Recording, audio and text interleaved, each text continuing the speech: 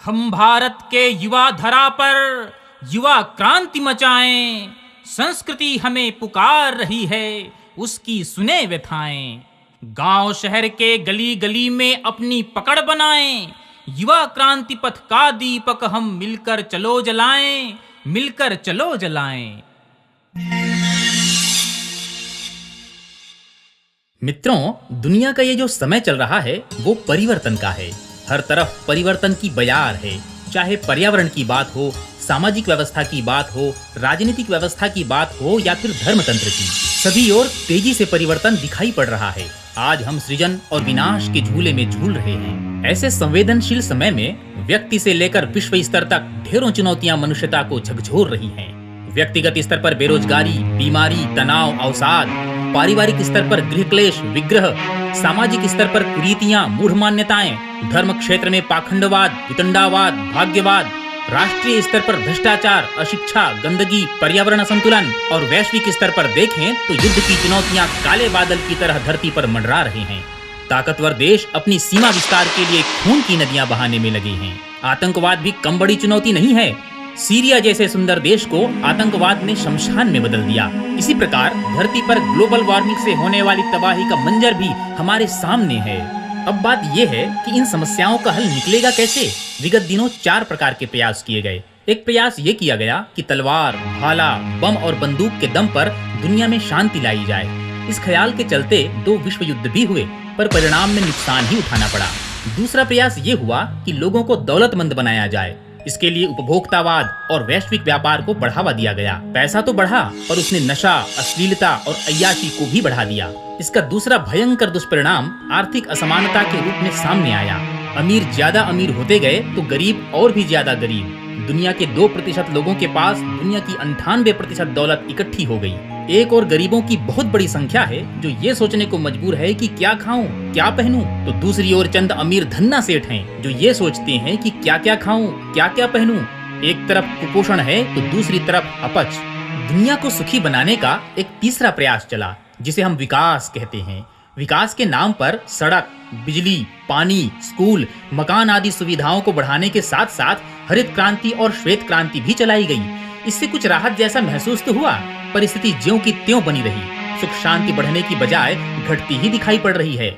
मनुष्य को सुखी करने का एक चौथा हाईटेक प्रयास भी किया गया जिसे हम जानकारियों और सूचनाओं का विस्फोट कहते हैं। मोबाइल, टेलीविजन, कंप्यूटर और इंटरनेट के जरिए अब कोई भी जानकारी और कार्यक्रम दुनिया के किसी भी कोने में बैठकर देखी जा सकती है।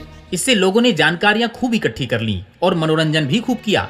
पर इनके परिणाम का अध्ययन करें तो पता चलता है कि लोगों में दुश्चिंतन, अश्लीलता, दुश्चरित्रता, अशिष्टता और हिंसा की प्रवृत्ति सिर चढ़कर बोल रही है। जानकारियां तो बढ़ रही हैं, पर विवेक समाप्त होता जा रहा है। कुल मिलाकर ये चारों प्रयास दुनिया को ठीक करने में लगभग असफल ही रहे। चारों ओर अंधकार और निराशा दिखाई पड़ रही है, जिसका एकमात्र और मूल कारण है मनुष्य के चिंतन में विकृति। आज आदमी वो सोचता है जो नहीं सोचना चाहिए, इसलिए वह सब करता है जो नहीं करना चाहिए, और यही कारण है कि वो सब होता है जो नहीं होना चाहिए। मतलब दुर्बुद्धि से दुष्कर्म और दुष्कर्म से दुर्गति। ऐसे में एकमात्र उपाय रह जाता है कि दुनिया के प्रत्येक व्यक्ति के विचारों को ठीक किया जाए, सशक्त विचारों से दुश्चिंतन को परास्त किया जाए। कहने का तात्पर्य है कि सद्बुद्धि से सत्कर्म और सत्कर्म से सद्गति संभव है। धरती को पुनः स्वर्ग बनाने के लिए मनुष्य में देवत्व का उदय करना होगा। नैतिक, बौद्धिक एवं सामाजिक क्रांति लानी होगी। व्यक्ति, परिवार और समाज को सुसंस्कृत बनाना पड़ेगा।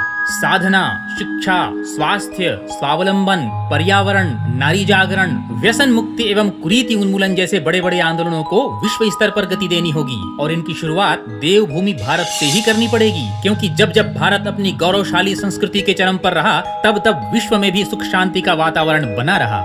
यह देश विश्व का केंद्र बिंदु है। यहाँ की अच्छी और बुरी स्थिति पूरी दुनिया को प्रभावित करती है, इसलिए इस देश को अब पुनः खड़ा करना होगा। इस संबंध में युग ऋषि युगदृष्टा पंडित श्री राम शर्मा आचार्य जी ने अपनी किताब महाकाल और युग प्रत्यावर्तन प्रक्रिया में लिखा है कि नवनिर्माण की सीमा केवल भारत ही नहीं, सारा विश्व है, किंतु यह कार्य भारत से ही आरंभ हो रहा है। कारण कि इस परिवर्तन का आधार अध्यात्म है। भारत अध्यात्म की मातृभूमि है, इसलिए इस कार्य का श्री गणेश यहीं से हो सकता है। पर प्रश्न खड़ा होता है कि यह कार्य करे कौन? मित्रों, इसका एक ही उत्तर है, युवा, युवा और केवल युवा। क्रांति युवा ही कर सकते, यह सत्य विश्व ने जानी। चलो साथियों हमें विश्व में नव चेतना जगानी।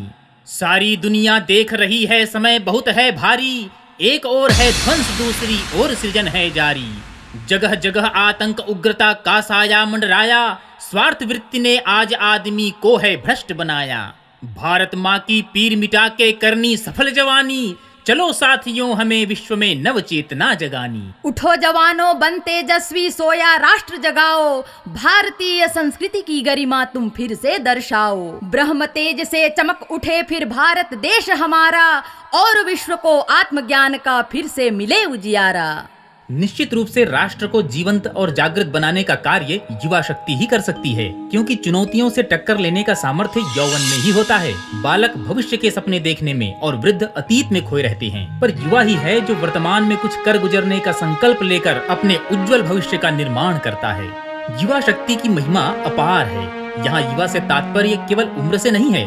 थके हुए तन और हारे हुए मन से कोई युवा कैसे हो सकता है? युवा तो वो है जिसके शरीर में शक्ति, मन में उत्साह और हृदय में संवेदना हो, जो सदैव क्रियाशील रहता हो, जिसमें सिंह जैसा आत्मबल हो, जो बाधाओं से टकराने की हिम्मत रखता हो, जो वर्तमान में जीता हो और जिसकी आंखों में सुनहरे कल के सपने हो। मित्रों, युवा वही हो सकता है जो परिस्थितियों का दास नहीं बल्कि उसका नियंत्रणकर्ता और स्वामी हो। ऐसे व्यक्तित्ववान, संवेदनशील और सेवाभावी युवा ही विपरीत परिस्थितियों को पलटने में समर्थ हो सकते हैं।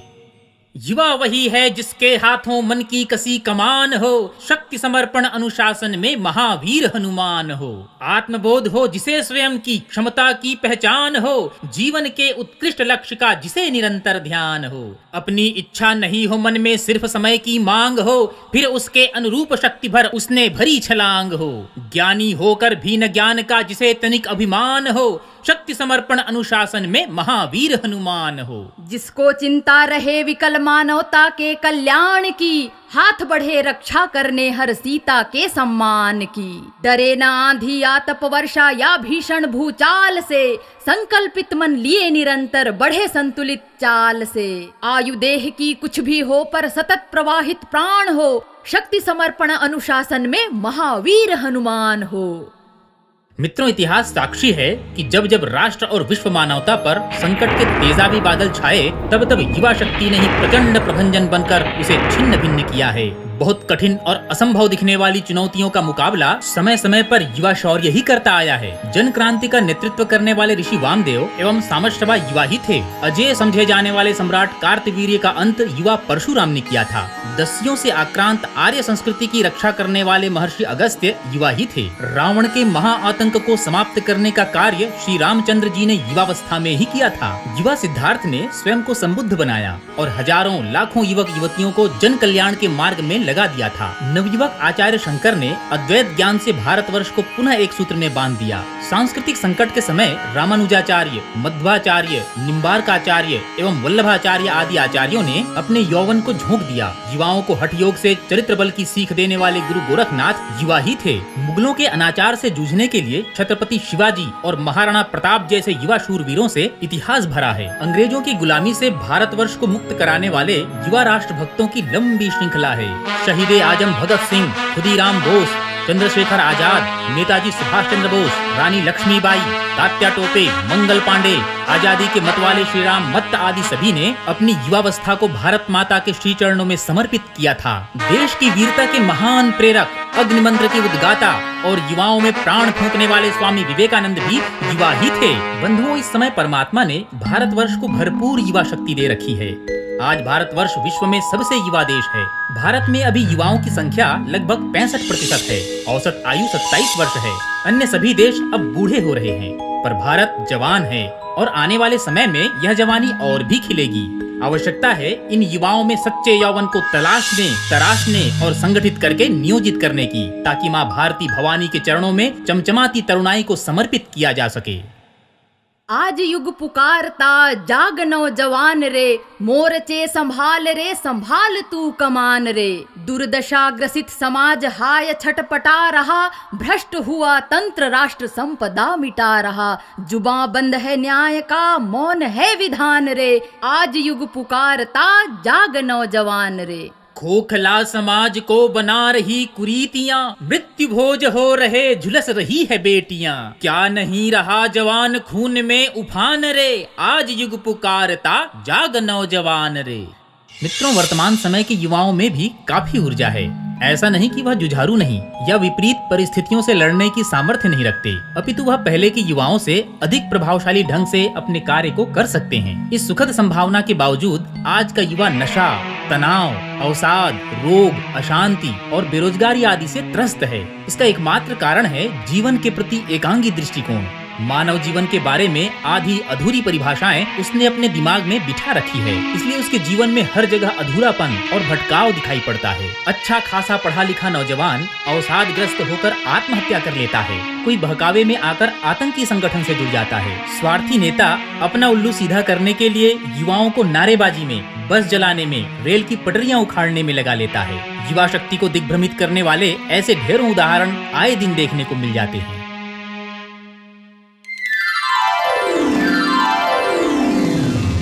युवाओं को इस दलदल से उबरने के लिए आवश्यकता है जीवन के प्रति समग्र और संतुलित दृष्टिकोण की।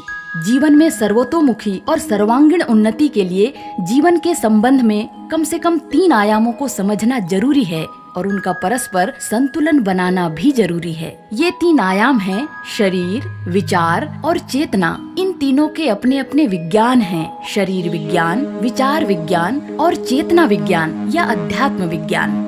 भारतीय संस्कृति हमेशा से इन तीनों के संतुलन की पक्षधर रही है। अब वर्तमान युग के वैज्ञानिक भी इसका समर्थन करने लगे हैं। विश्व स्वास्थ्य संगठन ने सकारात्मक स्वास्थ्य की अपनी परिभाषा में अब परिवर्तन कर लिया है। वर्तमान परिभाषा के अनुसार it is physical, mental, social and spiritual well being, अर्थात शारीरिक, मानसिक, सामाजिक तथा आध्यात्मिक दृष्टि से स्वस्थ होना। स्पष्ट है कि केवल शरीर को केंद्र मानकर चलना उचित नहीं है। सिद्धांतों, विचारणाओं और भावनाओं का भी जीवन में बड़ा महत्व है। युवा साथियों, हमें ये बात अच्छी तरह से समझ लेनी चाहिए कि शरीर, धन व साधन की भौतिक शक्ति और मन बुद्धि की विचार शक्ति, इन दोनों शक्तियों को भटकाव भरे गलत मार्ग से हटाकर सही मार्ग में लगाना होगा और इसका एकमात्र उपाय है कि इन शक्तियों पर चेतना शक्ति अर्थात आध्यात्मिक शक्ति का नियंत्रण हो। किसी जलाशय में यदि बाढ़ आ जाए और पानी को दिशा देने वाले नहर नाले की व्यवस्था न हो तो वह बाढ़ फूटकर गांव को ही डुबा देता है। उसी प्रकार आध्यात्मिकता के अभाव में शरीर की शक्ति उद्दंडता की ओर, धन की शक्ति व्यसनों की ओर तथा बौद्धिक शक्ति षड्यंत्रों की ओर बह जाती है और इसका दुष्परिणाम ध्वंस, पीड़ा, पतन, असंतोष, सामाजिक विघटन आदि के रूप में सामने आता है। इसलिए यह अत्यंत ही आवश्यक है कि युवाओं के ऊर्जा भंडार को आध्यात्मिक धारा से जोड़ दिया जाए। अब प्रश्न उठता है कि युवा पीढ़ी को कितने और कैसे अध्यात्म की आवश्यकता है। इसके समाधान के लिए उपनिषद का एक सूत्र बहुत ही प्रेरणाप्रद है। युवा स्यात् साधु युवा अध्यायिकः आशिष्ठो दृढ़िष्ठो बलिष्ठः। अर्थात ऋषि कहते हैं कि युवा बनो, पर कैसे? तो उत्तर है युवा सज्जन, शालीन हो, अध्ययनशील हो, आशावादी हो, दृढ़ निश्चय वाले हो और बलवान हो। अब आइए सुनते हैं युवा सम्राट स्वामी विवेकानंद का संदेश। युवकों उठो, साहसी बनो, वीरवान हो, सब आवश्यक उत्तरदायित्व तो अपने कंधों पर लो। यह याद रखो कि तुम स्वयं अपने भाग्य के निर्माता हो। तुम जो कुछ बल या सहायता चाहो वह सब तुम्हारे भीतर विद्यमान है। वीरों, यह विश्वास रखो कि तुम ही सब कुछ हो। महान कार्य करने के लिए इस धरती पर आए हो। गीदड़ घुड़कियों से भयभीत मत हो जाना। चाहे वज्र भी गिरे तो भी निडर होकर खड़े हो जाना और कार्य में लग जाना। तुम रोते क्यों हो? तुम ही में तो सारी शक्ति सन्निहित है। अपनी अपनी सर्वशक्ति संपन्न मानव प्रकृति को उद्बुद्ध करो। तुम देखोगे कि यह सारी दुनिया तुम्हारे पैरों तले लौटने लगेगी। आज देश को आवश्यकता है साहस और वैज्ञानिक प्रतिभा की। हम चाहते हैं प्रबल पराक्रम, प्रचंड शक्ति और अदम्य साहस। पीछे देखने का काम नहीं, आगे आगे बढ़े चलो। हम चाहते हैं अनंत शक्ति, असीम उत्साह, अटूट साहस और अविचल धैर्य। तभी महान कार्य संपन्न होंगे। मैं दिव्य चक्षुओं से देख रहा हूँ। तुम लोगों में अनंत शक्ति है। उस शक्ति को जागृत करो। अरे, मृत्यु जब अवश्यंभावी है तो कीट पतंगों की तरह मरने के बजाय वीरों की तरह मरना अच्छा है। इस अनित्य संसार में 2 दिन अधिक रहकर भी क्या लाभ? जंग लगकर समाप्त होने से अच्छा है उपयोगी बनकर घिस जाना। भारत माता अपनी उन्नति के लिए अपनी श्रेष्ठ संतानों का पराक्रम चाहती है, जो सच्चे हृदय से भारतीय कल्याण का व्रत ले सकें तथा उसे ही जो अपने जीवन का एकमात्र कर्तव्य समझें। ऐसे नवयुवकों के साथ कार्य करते रहो, उन्हें जागृत करो, संगठित करो तथा उनमें त्याग का मंत्र फूंक दो। भारतीय युवकों पर ही कार्य संपूर्ण रूप से निर्भर है। तुम काम में लग जाओ, फिर देखोगे कि इतनी शक्ति आएगी कि तुम इसे संभाल नहीं पाओगे। दूसरों के लिए रत्ती भर भी सोचने से धीरे धीरे हृदय में सिंह का सा बल आ जाता है। मनुष्य, केवल मनुष्य ही हमें चाहिए, फिर हर एक वस्तु हमें प्राप्त हो जाएगी। हमें चाहिए केवल दृढ़, तेजस्वी, आत्मविश्वासी तरुण, ठीक ठीक सच्चे हृदय वाले युवक। यदि 100 भी ऐसे व्यक्ति हमें मिल जाएं, तो संसार आंदोलित हो उठेगा, उसमें विशाल परिवर्तन हो जाएगा।